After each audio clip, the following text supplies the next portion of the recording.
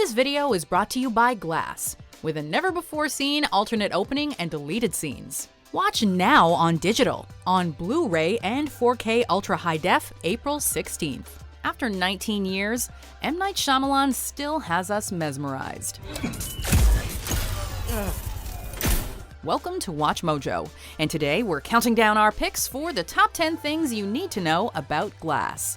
Before we begin, we publish new content every day, so be sure to subscribe to our channel and ring the bell to get notified about our latest videos.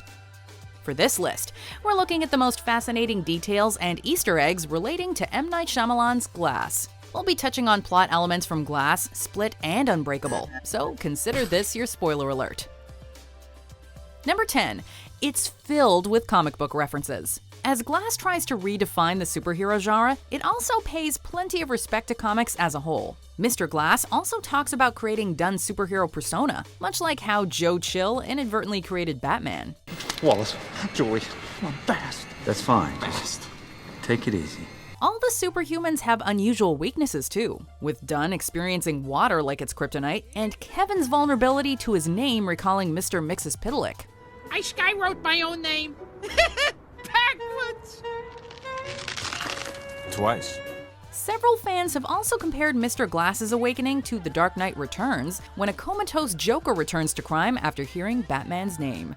We act. Gotham City belongs to the Batman. Batman. Darling. Along with dozens of on-screen comics and references to DC and Marvel, Glass honors its roots without being obvious about it. Number 9. It was shot in a real psychiatric hospital. I specialize in those individuals who believe they are superheroes.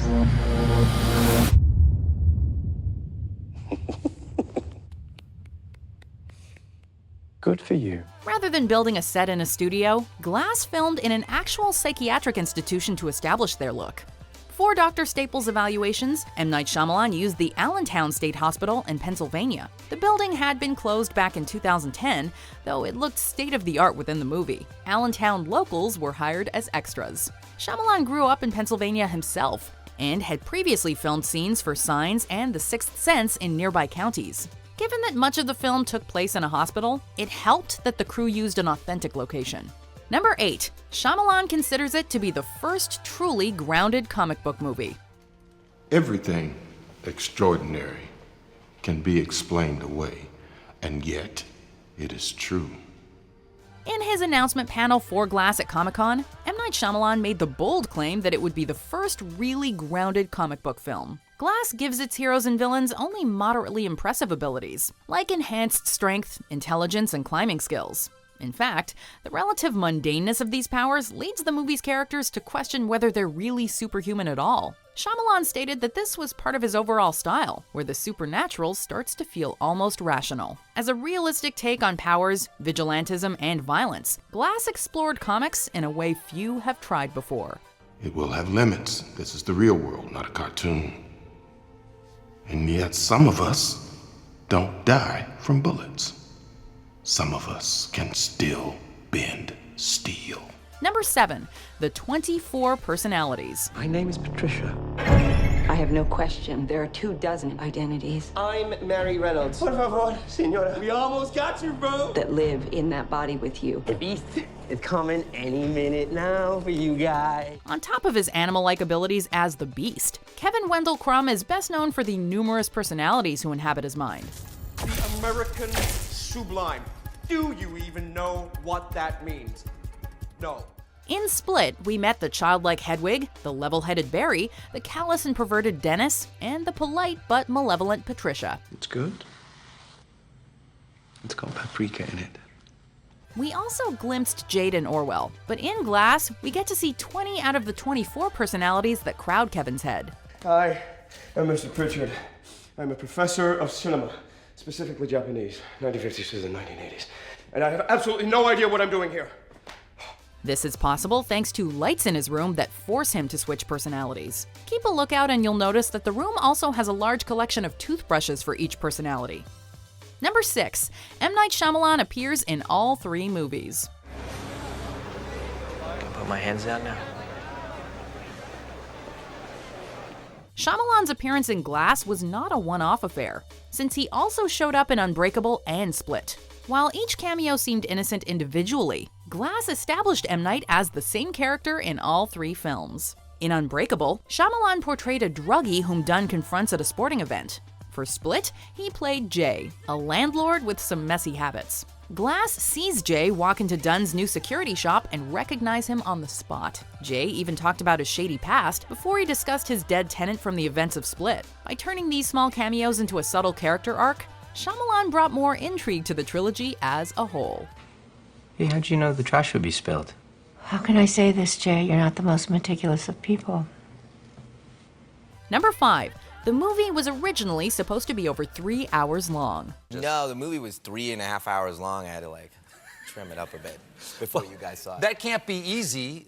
Since it had been 19 years between the release of Glass and Unbreakable, M. Night Shyamalan wanted to recap his story. This meant Glass originally had several scenes that reminded the audience of past events and explained the details of Kevin's personalities. Before this material was cut from the movie, the original runtime spanned 3 hours and 20 minutes. Shyamalan mentioned an extended flashback for Kevin and the Horde as well, but he eventually felt that their introduction through Patricia worked just as well. After Shyamalan removed all the exposition, the 2 hours and 9 minutes we were left with worked well. Number 4. James McAvoy based one of Kevin's personalities on Saoirse Ronan. Her voice was based on my memory of Saoirse's when she was 11. Not how she sounds now, and probably not how she sounded then, but my memory of her voice then, which was high and full of, she was sharp and she was just full of life. Each of Kevin's personalities grew from defining characteristics that James McAvoy built on over time. One of these people, however, was inspired by a 12-year-old Saoirse Ronan. McAvoy specifically focused on Ronan's character in 2007's Atonement, in which they co-starred.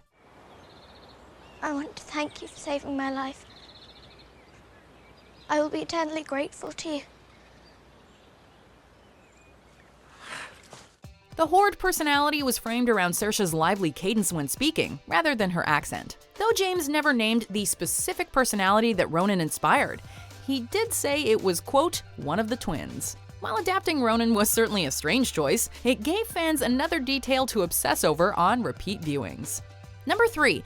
Each character's color symbolizes something. Glass gave each of its characters a unique look through character-specific lighting and wardrobe colors, but they were more than just visual flair. Mr. Glass wore lots of purple due to its royal associations, since Glass saw himself as a genius leader.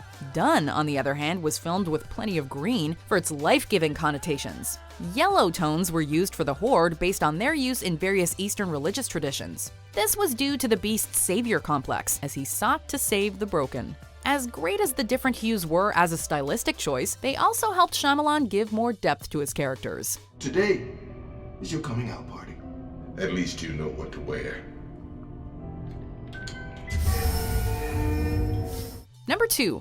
Glass features footage shot for Unbreakable. Unbreakable's deleted scenes weren't wasted. The old footage was recycled into Glass in order to flash back to a younger David Dunn and his son Joseph.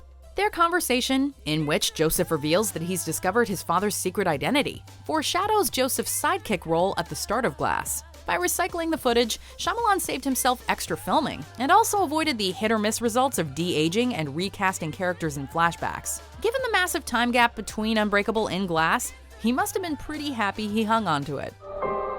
Elijah's changed over the years. He's given up. Number 1. It's a trilogy 19 years in the making. Between Unbreakable, Split, and Glass, the Eastrail 177 trilogy has been 19 years in the making. Although Split was marketed as a standalone film, it was revealed to be a sequel in its final moments. And they gave him a funny name, too. What was it? Mr. Glass. He was originally supposed to be part of Unbreakable too, with one scene showing Dunn bumping into the Horde at a train station and hearing chaotic voices. Executives, and even James McAvoy himself, weren't aware that Split was a sequel until later in its production. My name's Hedwig. I have red socks. Shyamalan has suggested that Unbreakable was always part of a trilogy, but that studios didn't want more hero films at the time. Despite a long wait for the stars to align, M. Night finally got to make the trilogy he wanted. It all makes sense. In a comic, you know how you can tell who the arch villain's going to be? He's the exact opposite of the hero. And most times they're friends like you and me. I should have known way back when. You know why, David? Because of the kids. This video is brought to you by Glass, with a never-before-seen alternate opening and deleted scenes. Watch now on digital, on Blu-ray and 4K Ultra High Def, April 16th. Check out the Glass trailer, and be sure to subscribe and ring the bell to be notified about our latest videos.